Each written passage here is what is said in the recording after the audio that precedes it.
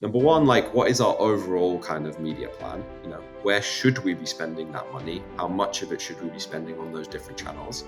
And then how do we interpret all of this? Performance marketing is a term that has been coined probably over the last decade and a little bit more, but generally relates to the marketing practice of demand generation, lead generation, conversion, sales. A lot of preeminent data scientists like Andrew have been talking about how absolutely critical it is to have high quality data.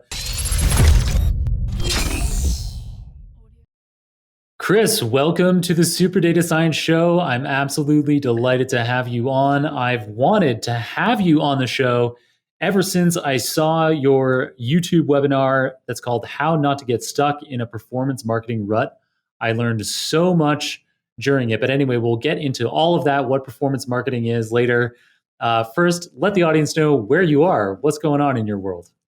Thanks, John. Yeah, delighted to be here. Thought you'd never ask, so it's great to be here. I am in Brooklyn. I'm in Brooklyn. Yeah, getting through the nearly summer, and not too far away from you, just over the bridge. Yeah, so we're just opposite sides of the Brooklyn Bridge. And full disclosure for the audience, I have been friends with Kris for many years. We met in a dog park in the West Village neighborhood of Manhattan. We both used to live in the West Village, basically, nearby there anyway. And our dogs, they're just a month apart. So your dog, Ruby, is 1 month younger than my dog, Obo.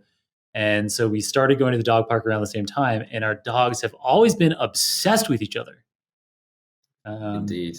And so begrudgingly, we had to be friends. Yeah. It was luckily we got along, wasn't it? When we were spending several hours in the dog park pre 6 a.m. For sure.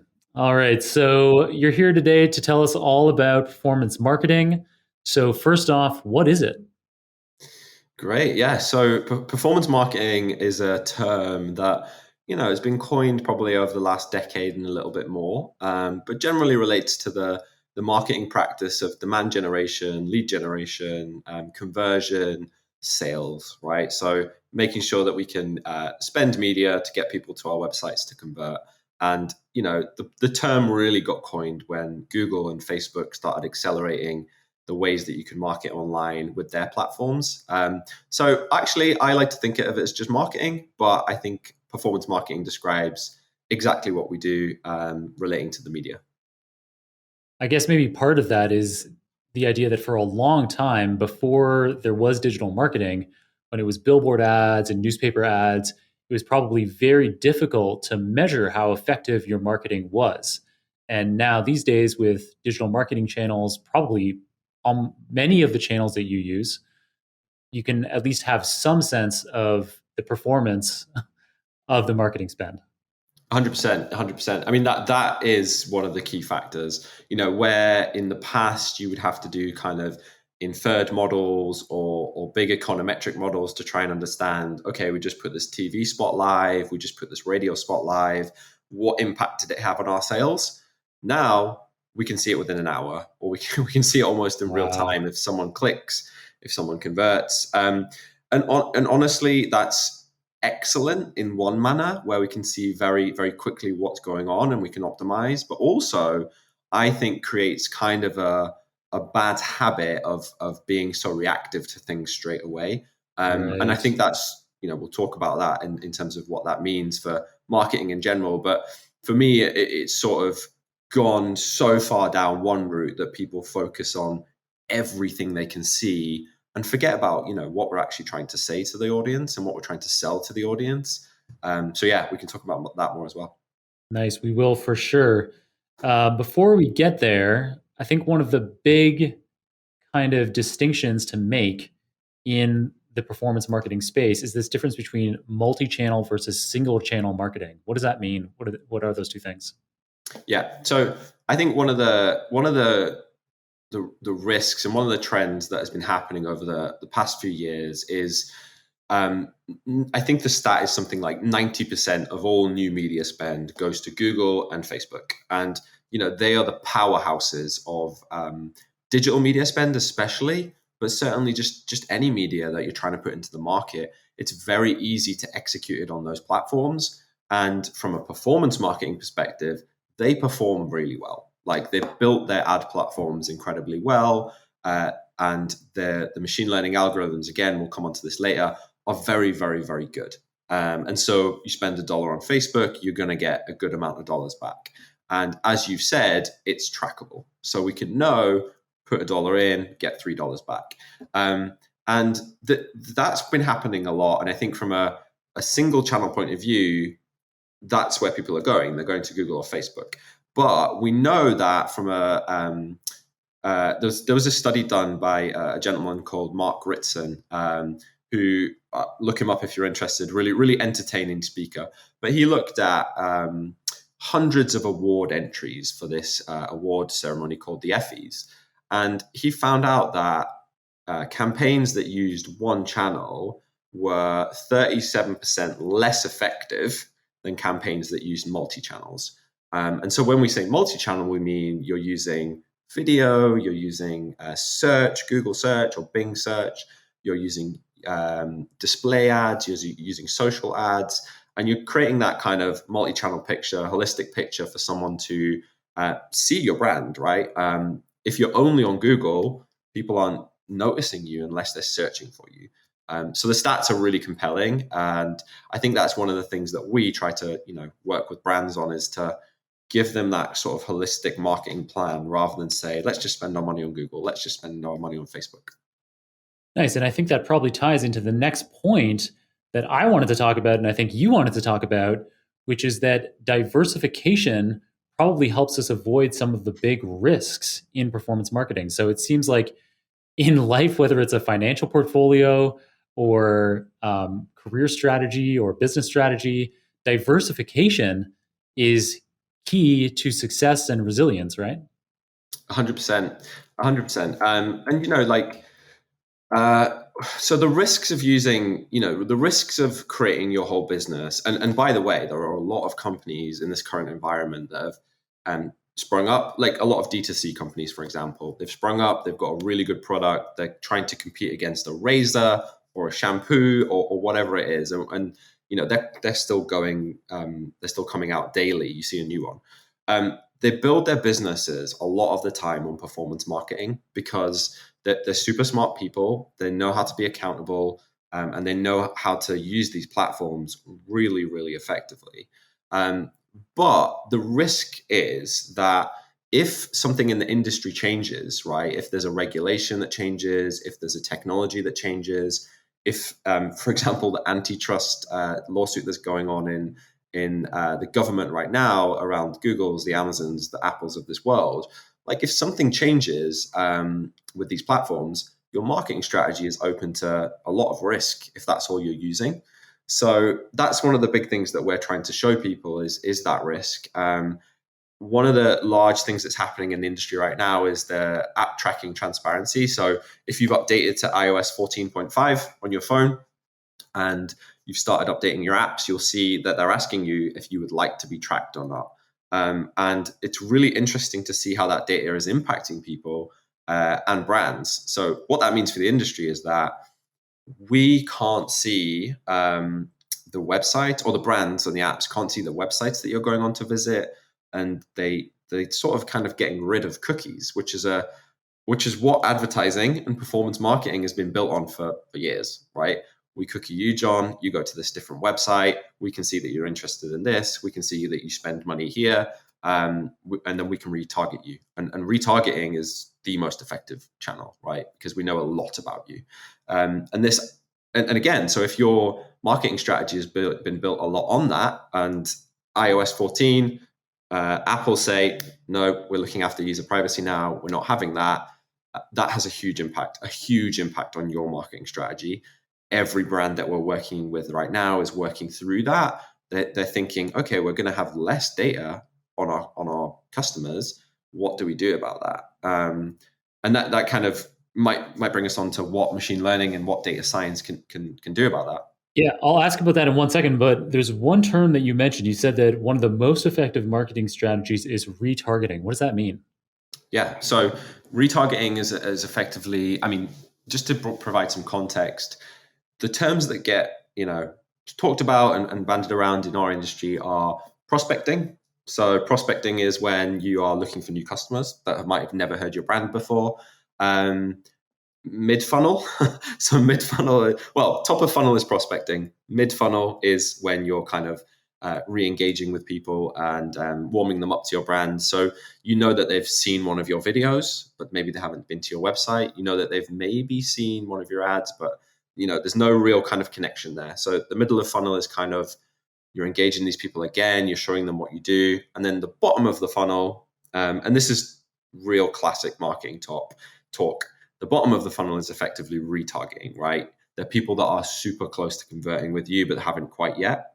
And so when we're using cookies, we can see, we can say something like, okay, John has been to our site. We're going to retarget him aggressively in the first 3 days, less aggressively for the next 7, and then even less aggressively for the next 30. And what we do there is we lower how much we're willing to pay for you. And you can do loads of different optimizations within that, but it's the one that obviously returns the best marketing return on ad spend or ROI. But that's obvious because it's doing the easiest job. It's just flipping people when they're ready. Nice. So retargeting is the last one. It's the bottom of funnel where you have data that indicate that this person is very likely to convert, and then you can optimize accordingly. Got it. Exactly. So transitioning to the next point that you kind of already started to talk about. So with things like Apple allowing a lot more privacy for users if they want it, cookies maybe are going to be gradually phased out in years to come, probably something that wasn't anticipated at all just a couple of years ago, but now maybe something that's going to happen. So with fewer third-party data on what other websites people have visited, maybe what other ads they've seen, what can your clients do? What can people who are advertising do? Yeah. So the big buzzword, the big trend in marketing, certainly in our industry, probably in yours too, is first party data, right? Like what do we know about our current customers? What do we collect on them? What can we legally collect on them? And I think I've been talking about, so I do a predictions piece every year, and which I can point to later. For the last 3 years, it's been more investment in data quality. And the reason I say that is because with this performance marketing world, we've been really spoiled. And we've been really spoiled in the way that we can spend money on these platforms like Google and Facebook. Generally, they work incredibly well and they are built to be successful, right? That's how they keep increasing their media dollars. That's how Google keeps increasing their stock price. They're incredibly good. But when you layer on, okay, well, people are stopping the tracking. We're not going to be able to know as much about these customers. Then we go into, okay, so how can we solve this for brands? Number one, they have to invest in their data quality. They have to understand, basically, they have to have clean data internally. The ideal scenario is they have a technology which would have a single customer view of a customer within their portfolio. And then they can use that. And we can go on to kind of use cases of predictive modeling and the way that we might use data science on that data set. But before we get to that, the other side is, okay, so we have less data on our customers. In a previous world, we could say, we could control all of this manually. So we could say, we know age demographic, we know time of day, we know day of week, we know the weather today, we know what site you just visited. There was quite a lot that we could optimize on.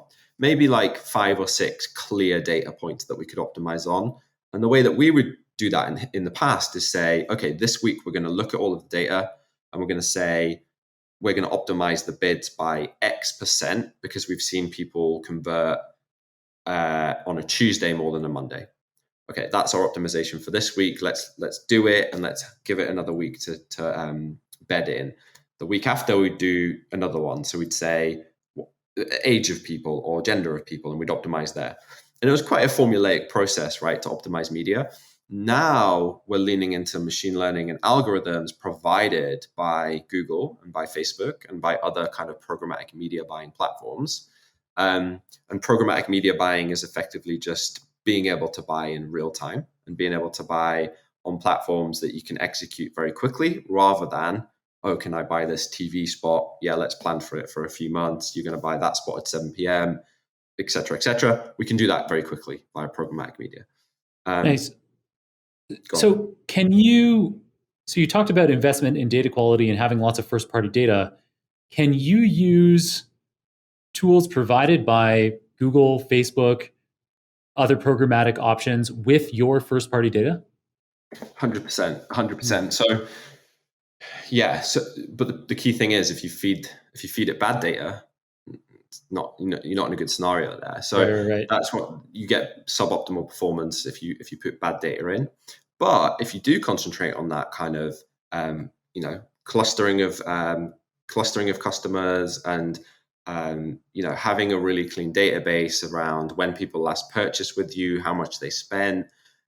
This has been a focus for years within our environment, but I think people have gotten quite lazy around it, and haven't kept their databases clean and easy to read. And so what ends up happening is that you go, can we have a email list of people that have purchased in the last 30 days? And that was quite easy to get for brands. But it's not that advanced, right? It's like, okay, so these people have purchased in the last 30 days. Let's look for more of these people. Okay, good. And what happens there is we say, here are 3,000 people that purchased. Here you go, Google. Can you find more of them for us? And they have an incredible machine learning algorithm that does that. It does it very effectively. But what we're saying now is, okay, but what if we knew, okay, so those people that purchased in the last 30 days, what if we could segment it further and say, well, these people purchased over $3,000 worth of product. These people between 1 and 2, and these people like under 1,000. And then, okay, well, actually, we don't make that much money on these under 1,000 people. Why don't we find more of the 3,000 people? And that's just a really simple way of thinking about it, but we can get much more advanced in what we're feeding Google and Facebook. Cool. This episode is brought to you by Super Data Science. Yes, our online membership platform for transitioning into data science, and the namesake of the podcast itself. In the Super Data Science platform, we recently launched our new 99-day data scientist study plan, a cheat sheet with week-by-week instructions to get you started as a data scientist in as few as 15 weeks. Each week, you complete tasks in 4 categories. The first is Super Data Science courses to become familiar with the technical foundations of data science. The second is hands-on projects to fill up your portfolio and showcase your knowledge in your job applications. The third is a career toolkit with actions to help you stand out in your job hunting. And the fourth is additional curated resources such as articles, books, and podcasts to expand your learning and stay up to date. To devise this curriculum, we sat down with some of the best data scientists as well as many of our most successful students, and came up with the ideal 99-day data scientist study plan to teach you everything you need to succeed, so you can skip the planning and simply focus on learning. We believe the program can be completed in 99 days, and we challenge you to do it. Are you ready? Go to superdatascience.com/challenge, download the 99-day study plan, and use it with your Super Data Science subscription to get started as a data scientist in under 100 days. And now, let's get back to this amazing episode. All right, yeah, somehow I didn't know that you could do that with your own first-party data. That makes a lot of sense. To reiterate the importance of the data quality piece, that is something that has been getting a lot of press in the kind of data science world lately. So a lot of preeminent data scientists like Andrew Ng have been talking about how absolutely critical it is to have high quality data. For me personally, I just had this week someone start, a data scientist who is focused 100% on improving data quality. So instead of having this data scientist focus on models that are in our platform, this data scientist is using models to improve data quality so that our downstream in-platform models have richer, more accurate data to work with. And so absolutely, it is, you can't possibly, no matter how good a machine learning algorithm is, you cannot have it perform well unless the quality of the data going into it is high. Definitely so. Definitely so. And I think another thing to mention here is, that the way the really advanced best case scenario of what we could do with this is that we could actually use it in a real time basis to optimize based on kind of a lifetime value metric, and say, we could. Here's one example that we've been working on recently. So working with a university to try and understand what the value of a application is to that university. So the way that we're sort of discovering and preparing that data is effectively looking at student records. So they have a lot of data on student records, like application details, fees, margins, dropout rates, etc. And then pairing that up with user behavior online, like what have they done when they come to our website? How long did it take them to apply? And then obviously you have all of the demographic and data behind that, where they are in the country, etc.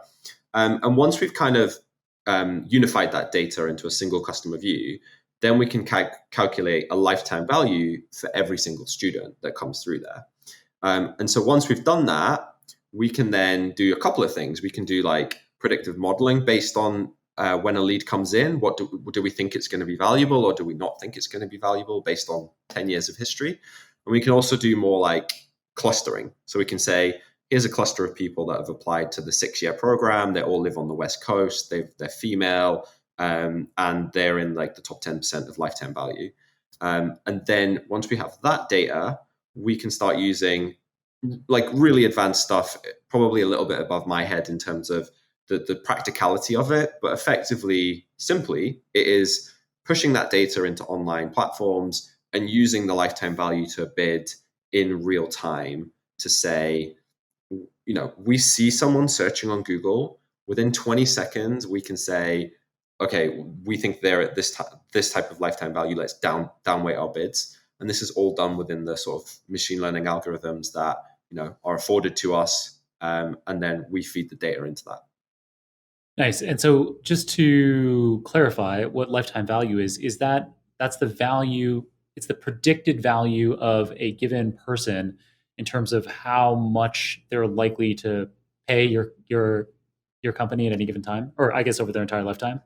Yeah, it's actually it's a really good question, because people define lifetime value differently depending on what what business you work in, or how it's been done in your business in the past. And for the students at the university, it will be the value of that student for the lifetime of when they go to when they graduate. For e-commerce, people do things like how much a customer would spend within a year, how much they would spend in 2 years. But effectively, it's trying to work out a number that says, okay, if we know that number, we have much more power in terms of how much we can spend to acquire that person. And we have much more, basically that, much more power about our budget. Whereas in the past, what people have done is say, here's an example. Someone converts on our website. We spent $100 to get that person to convert, and they spent $200 with us. Okay, there's a good return there. But what if they come back several times in the next year? It's not getting factored into the calculation. And so we're kind of limiting how much we can spend per acquisition. This is a big topic of discussion in the marketing industry. And I think a lot of what you do as a profession, and the data scientists at Croud can play a huge role for brands, like powering their kind of marketing teams. Nice. So digging into that a little bit more, you've talked about some of the big advantages of allowing machine learning algorithms to allocate budget. So some of these things are obvious to me, without having been working in marketing recently myself. Things like being able to in real time adjust bids for a particular person based on demographic information, past website views, where that cookie information is available, maybe layering in this first party data that may be available as well. Basically, machines can be 24/7, 365 days a year, be adjusting how much to spend to get an ad or a Google search result presented to a given person based on their characteristics, things like their lifetime values you just described.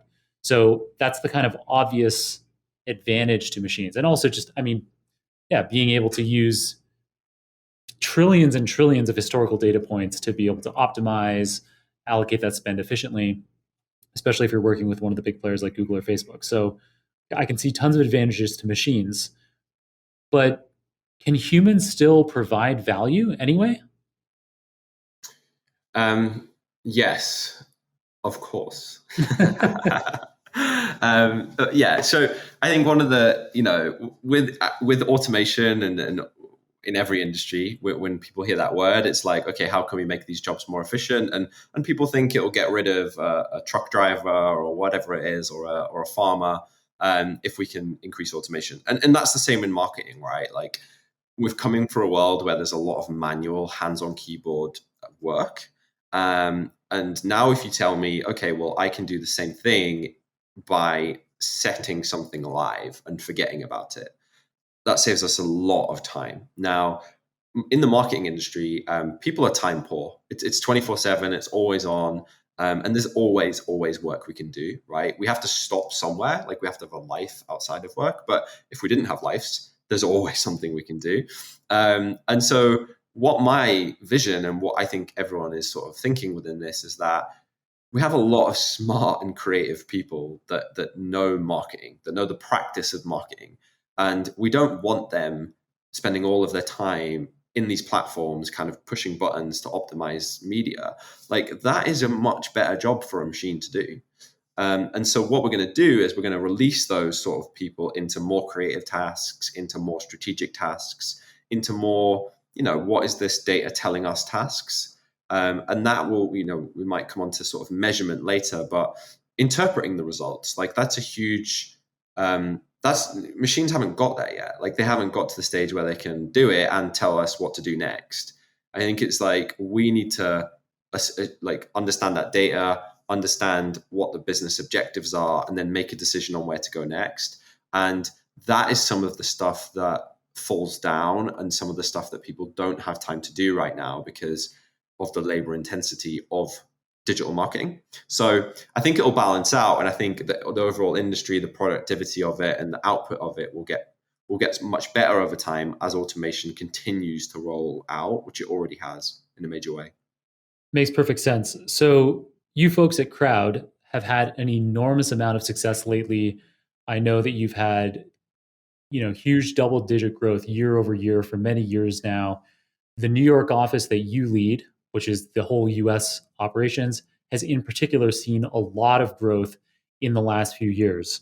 So what does Croud specifically do? How does Croud manage to get this balance right of using machines to optimize, like you're saying, to be getting all the nuances 24/7 taken care of, to free up time for human creativity and strategy? Yeah. So just in terms of what Croud does, so we are a digital marketing agency. We're a performance marketing agency. We're a marketing agency. I think those terms are interchangeable, but we do bill ourselves as a performance marketing agency, and that means the channels that we run in are all of the Googles, the Facebooks, the programmatic media and display online media. We do a lot of app advertising for various finance brands and fintech brands, etc. We also do the gamut of kind of creative and content services. And one of our really, I think we've talked about it all day today, but the data solutions department, which is effectively data analytics, reporting and data visualization, data science, and measurement and effectiveness, is a really important growing department for us, because as the automation continues to come in within our industry, some of those sort of media buying practices will be taken over more and more by algorithms and by machines buying that media. And so the skills that we can really help brands on are, number one, what is our overall kind of media plan? Where should we be spending that money? How much of it should we be spending on those different channels? And then how do we interpret all of this? So I think the data solutions department, where it's okay, we're visualizing this in a really good way. I mean, you can visualize stuff in a really bad way as well. So it needs to be readable and it needs to be actionable. And then also helping brands go through this environment of like, okay, we're getting less third-party data on our customers. Our first-party data isn't great. Like, how do we sort of transition into this new world? So Croud has been at a position where we can provide a lot of services across that brand. We don't just do this kind of media buying performance element. And we can grow with brands. So we can start with the media buying performance, and then we can grow and we can launch brands internationally, and we can do every language and market in the world as well. And it's worth touching on, like, in this environment, it's quite interesting because Croud has a model of sort of decentralizing our workforce. So we have 5 hubs globally, 2 in America, LA and New York, 2 in England, London and Shrewsbury, and 1 in Sydney in Australia. And there are 230 people in those offices. But we also have 2,400 people everywhere, anywhere. Doesn't matter where you are. And we use those people through our technology to execute tasks for us. So we might say we need to analyze this data. We might say we need to draw up this creative. We might say we might need this person for 5 hours a month on this specific skill set. And so we've created this kind of, it was quite easy for us to transition into a work from home environment because we were already doing it with 2,000 people. So that has been incredibly useful for us. But I think, what Croud does is it helps brands, yes, manage the media, but try and navigate this new world of like, okay, how do we read it? What do we do from a reporting and optimization point of view? And how do we scale the company both in the US and globally? Nice. And so then that explains the name Croud. So CROUD, it's a mix of cloud and having, I guess, so you have a big crowd, CROWD, in the cloud. Exactly. Right. Pretty good name, actually. It's fair play to the founders. I think that's spot on. It is, actually. I didn't until now appreciate how great that name really is. Nice work, founders, indeed. So it seems clear that humans can provide a huge amount of value, as you've outlined. Even things like being able to define what lifetime value is, what that means for a particular customer. Obviously, no machine can do that. That requires a lot of thoughtfulness, a lot of working with the client to figure out exactly what their needs are. So that brings me to my next question, which is, this is a data-focused program. What are the best key performance indicators? What are the best marketing metrics or general strategies that people can be following when they're trying to market their product? Yeah. So this is a really good question. What is, and just to provide some context, what has happened in this sort of performance marketing environment is everything is trackable, right? We can track how long you've been on a website, how you moved through that website, like where your mouse went. Did you click on this? Did you click on that? And so the risk of that is that you get way too distracted by every single metric. And so what we recommend is that we focus on a core KPI. Like ideally, there needs to be a business kind of challenge. Like, what is the business trying to solve? There is something that we're trying to solve. Okay, and how can marketing help you solve that? So there needs to be a business objective, a marketing objective. And the marketing objective should be measurable, it should be time bound, and there should be a sort of before and after. So like here's a good core KPI for a business. We would like to increase our revenue 30% from 1 million to 1.3 million in FY21. So you've got the what you want to increase revenue, by how much, from what to what, and when. And so that is a very, very good core KPI for the business. What tends to happen is that people concentrate too much on the what's the click-through rate of our ad, how much do we pay for that click, where do we rank on Google when someone searches this. These are all really good in-flight metrics, right? They're good to sort of diagnose what's going on. But people take them incredibly seriously and change their marketing strategy based on them sometimes, which is not a good thing to do. So our sort of signal is don't get too sidetracked by the kind of things that you can track every minute. Make sure that you're setting up your business for success with like a core KPI that can feed down. And so, when we get this core KPI from a business and then they say, hey guys, can you launch this campaign on Friday evening and we need to do it really quickly, we ask, how does this relate to your core KPI? And if it doesn't, why are we all wasting time doing it? And that's one of the key things that I think. Stop looking at everything. Look at the things that are important. Nice. That makes sense. So I guess kind of to summarize, it's have probably fewer metrics. So you're not trying to follow tons of different kinds of metrics that end up leading you all over the place, but as much as possible, have a small set of key performance indicators that are directly tied to a business objective. And as you mentioned, they're time bound, they're relevant, obviously, to the business objective. So that's the what. We already talked about the when, the time boundness, and then how much. So we have this kind of quantifiable, this quantifiable target. That makes perfect sense to me. I think it's with all of the data available, as you're saying, you can end up kind of probably chasing yourself around in circles. If every day you're reacting to different changes, they might not be meaningful changes. And so you end up wasting a lot of time and effort and ultimately maybe even counteracting some progress that you've been making. Yeah, and think about think about a business when the CEO has some objectives, the CMO, your director, and your direct report. They all have different KPIs. That's right. 20 KPIs. And so what do you do?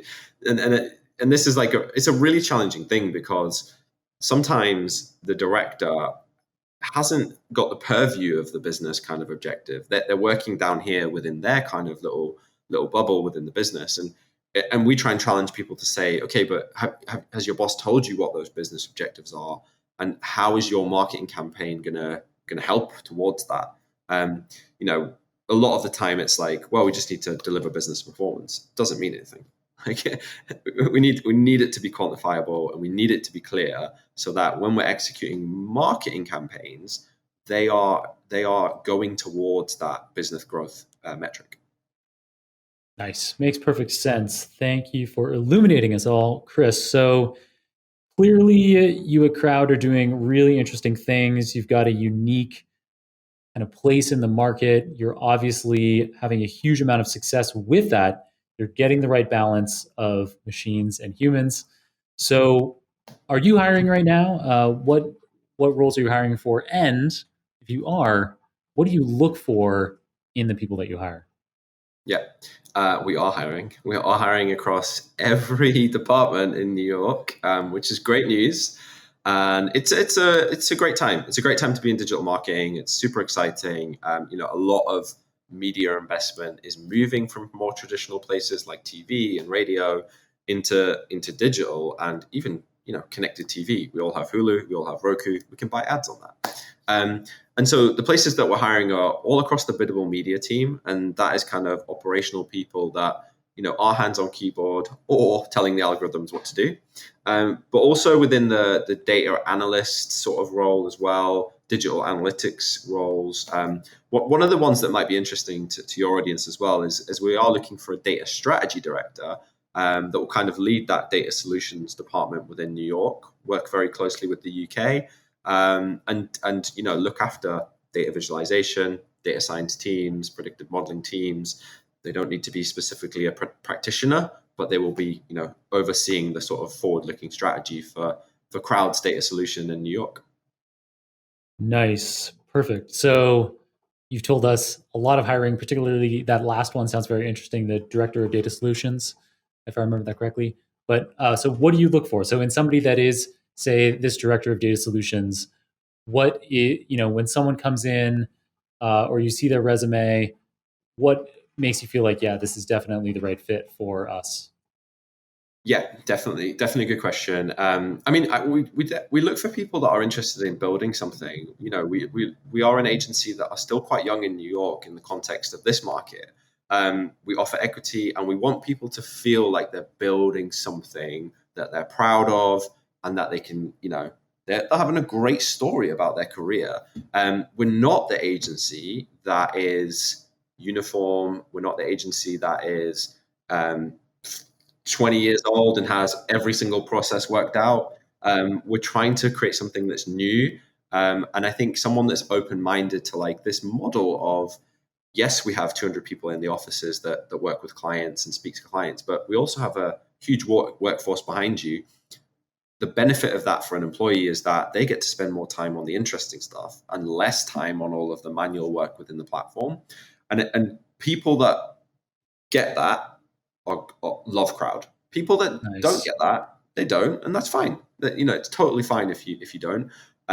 That's what attracted me to here, and I've been here 9 years, so it works. Basically, relative to other marketing agencies, there's an opportunity to really move up the value chain. Definitely so. Yeah, your strategy and that kind of thing. Kind of crazy. You might be in a lightning storm too. I've never been in a lightning storm while I'm filming a podcast episode. And I'm noticing I can even see I'm sometimes, if you're watching the YouTube version of this, my whole face goes blue because of the lightning that's crashing right outside my window. That is insane. Yeah. So cool. All right. The last kind of key question that I have related to the marketing work that you do is, what kinds of tools do you or your team use at Croud day to day that allow you to take advantage of data and maybe even some modeling? Yeah, good question. I mean, I once got asked this question, slightly different question, but what's your favorite channel within Croud? And my answer was analytics, because it powers everything that we do. We've obviously talked about that today. So Google Analytics is one of the most used tools in our repertoire. Analyzing site data, analyzing user and audience behavior on a website, analyzing conversion data and revenue, super powerful. And we both have that's a free tool to users. When you start to get over 1 million visits a month, you need to pay for the premium version to get all of the data. But there's a long way to go to that for most businesses. And alongside that, we use the Google Marketing Platform, which is it's a stack of tools that you could build your whole business on, from a marketing perspective, from a tracking perspective, from a measurement perspective. So you have things like Google Ads, Google Analytics, DV360, which is a programmatic DSP where we can go and buy media from New York Times or Wall Street Journal, and we can buy it programmatically in real time. Just to jump in there quick to let people know what a DSP is, it's a demand side marketplace, right? Yeah, demand side platform. Us a bit about why that's relevant in marketing. Yeah, so it's relevant. So we can use a demand side platform to connect to loads of different exchanges of where inventory is. And when I say inventory, that is relevant inventory on a website. So when we go onto the New York Times, for example, and you see a display ad, which might be a retargeting ad or it might be a prospecting ad, we can see that inventory within the DSP and we can buy it. We can buy it saying we want to buy it here, or we can let an algorithm buy it as well. And that basically, that DSP would plug into thousands of those exchanges. Maybe it's like a gaming website, maybe it's YouTube, maybe it's whatever it is. And the benefit of it is that we can buy all of that media in one place, rather than going to the New York Times and going to the Wall Street Journal. And the tracking is everywhere, so we can buy it in one place and we can track it in one place. And so, in addition to buying and tracking, that probably also affords you much more breadth and potential with what you're doing with third-party data, first-party data, machine learning models. If you, in one place, have access to thousands of major websites with lots and lots and lots of ad inventory, then you can much more efficiently allocate your purchase of that ad inventory than if you were constraining yourself to just the New York Times. 100%. And where we've got a really good example of that, where we've used a custom bidding algorithm, which we created, like a custom script, which effectively gave a value to each impression. So an impression is when I see an advert on a website. That's an impression. And we gave a value to an impression based on who the audience was. And so we uploaded that script, and the script I think I'm just looking at the data now. The script outperformed the standard algorithm, Google standard algorithm, by 350%. And Wow. And you that's the guys power built of that in-house. So like your data science team data science team built it. created a model, and then you can upload the model into the Google Marketplace platform, into things Yeah, like the DB360 demand side platform. exactly. But it goes into DV360, and then it uses that script to buy and change bids based on some of the lifetime value and audience data that the brand had. And this was for a financial website trying to get subscriptions. So super Cool. powerful. And the other tools that it's worth just mentioning, because these things might not be things that your audience are sort of aware of. So we do a lot of planning work, and that sort of media planning and audience planning work.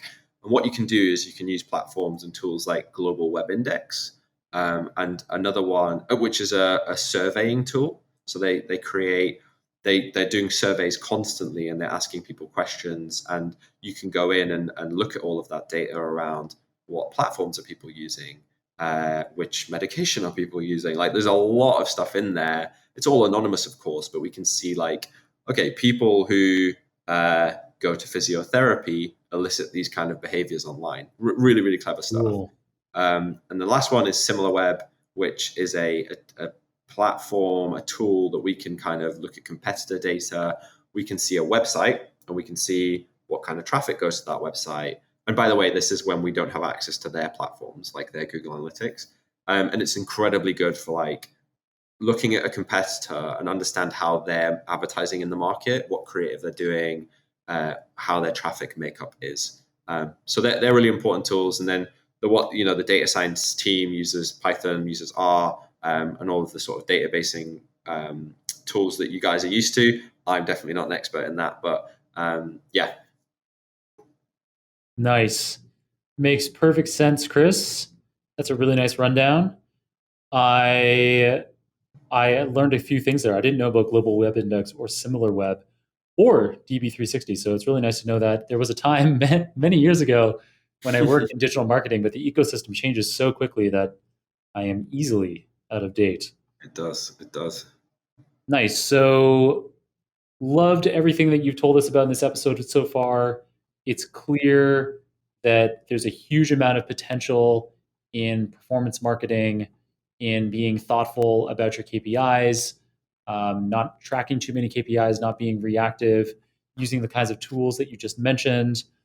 So, to kind of ask you one last kind of business related question, what kinds of clients can benefit most from working with you guys directly or working with a similar kind of approach? Good question. So we can work with any client, and we do. We work with a very varied range of clients. We work with a lot of retail, e-commerce, D2C brands, and I think the reason for that is it lends itself very well to what we do. Of course, D2C, in case the audience member isn't obvious, is direct to consumer. So it's where it seems like venture capital firms really love direct to consumer companies, and so. You mentioned just before we started recording that it seems every day in just New York, I think there's a new direct-to-consumer company every day, and it allows, in this highly digital marketing world, and where I think there's a lot of tools that allow for seamless distribution, all these kinds of things, it allows a company to pick a very specific niche. Like I think this is another thing you mentioned just before recording, so I'm stealing your thunder here, but things like you could be like, we're going to make a razor that is better or cheaper, and we're going to market it directly to customers. We're not going to do it via a store, a third-party store, which was, for most of the last century, the primary way of getting a product out there. But now you can cut out the middleman. You can go direct to a consumer. Anyway, I'll stop stealing your thunder. You can fill us in a bit more about it and why that's a particularly good opportunity for the kind of performance marketing that you do. Yeah, well, like direct to consumer in nature is really good because they're speaking directly to their consumers and they're not having to go through like it's not like a P&G where they're selling in a CVS or in a Walmart. They don't have any direct relationship. And so that is very powerful when we're talking about performance marketing and first party data, of course. And so these companies, like build their businesses on knowing that they can input this and get out this. And so, Harry's is a very good example that you sort of alluded to there. Shaving company, they've just created a razor that competes with Gillette, like a very, very old traditional brand, and sold the company for 1.4 billion. Like, it's a razor. And they've obviously created a lot of different. I mean, I think I bought some Harry's clay yesterday for my hair. So they've obviously gone into a lot of different products, and we work with a lot of those brands because the performance marketing works very well from a Facebook perspective, from a Google perspective. But they also, if you think about an e-commerce brand, they can sell. They can be on social. They can be on TikTok. They can be on Facebook. They can be on Instagram. They can be on Snapchat. They can be on Google. They can be everywhere, and they can be on affiliate websites. They could be on Alibaba in China. They could be on any platform. And with retail brands, they're quite complex because they have a lot of different products, a lot of different pricing. They have stock to worry about. And so that just means it's more advanced in terms of what they need from an agency like us. And therefore we can provide more value, or a lot of value, versus a business to business website that has one conversion action: get an inquiry. Right. That is infinitely more easy and scalable to just do, rather than all of the kind of complex nature of D2C brands. So D2C brands have been great for us. We work with some really good ones in New York, one called Burrow, which is a sofa company, which you know well, John. I think you have one. I do indeed. There you go. So they, and that was not because I recommended it, but they are great. And they are scaling into loads of different kind of niches within the home, right? They're becoming more of a lifestyle brand now. So yeah, those kind of clients are great for us, but we can work with anyone based on what we do. Beautiful. All right. So starting to wrap up, Kris, do you have a book recommendation for us? A book recommendation. So I actually recently wrote a 7 lessons for 7 years in New York post, which went down quite well. And I mentioned a couple of books in it. And the one that really, really impacted me and I thought was fantastic is one called The Sales Acceleration Formula. And I, started out in sales, and I've got a real passion for sales, but I'm also, probably not someone that you think about when you think about a salesperson, because I really like the sort of data-driven approach to it. It's all about, input, output, numbers, and convincing people. And so the book is called Sales Acceleration Formula. It's by a guy called Mark Roberge, and he was the head of acquisition, the head of demand generation for HubSpot, which is a marketing platform that quite a lot of people will probably know. And it's how he took it from 0 to 100 million and everything that he did. And it really defined, when I first landed in New York, 2015, I was like, okay, where do I start? And that book really helped me. It was fantastic. And everyone that I've recommended it to has really enjoyed it. Quick read, and it will help you put in your mind how you could start a company and scale it. Beautiful. That's a great practical recommendation. So, Kris, so much insight that you provided for us in this episode, so much potential for working with you, either by being hired by you or being a client of yours. So how can people get in touch?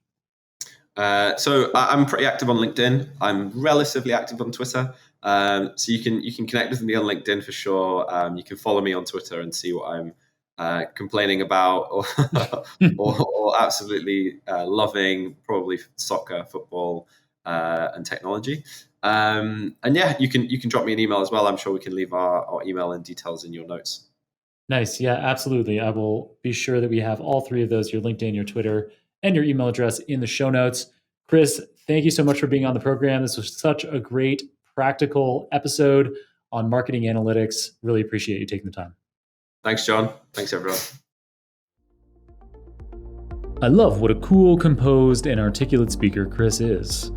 Not too many years ago, I worked as a data scientist in the digital marketing world, but it's amazing how quickly the marketing ecosystem has evolved. There was a ton for me to learn from Kris during filming of the episode.